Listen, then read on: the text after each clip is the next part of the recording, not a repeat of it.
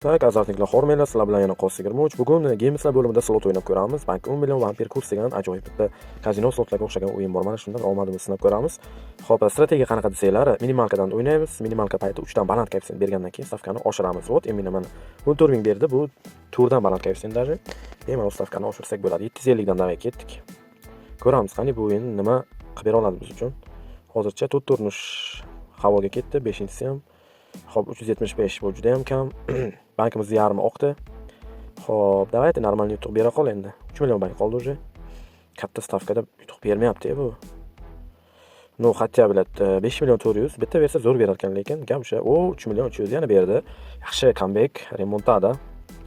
Ajoyib do'stlar, ko'rdinglar, bu o'yinni ozgina qizdirib olish kerak ekan. Xo'p, 14 million davay qaytamiz minimalkaga. Tezroq yana bitta yutuq olsak, stavkani ko'tarib, yaxshi bitta zanos qilishga harakat qilamiz. Yaxshi 3 ming 16 ming berdi. Endi 770 mingdan bosamiz.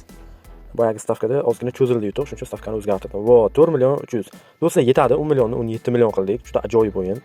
Menimcha slotlardan ko'ra bu yaxshiroq. Ko'rdinglar, zanosni uncha cho'zmadi, darrov berib qo'ya qoldi.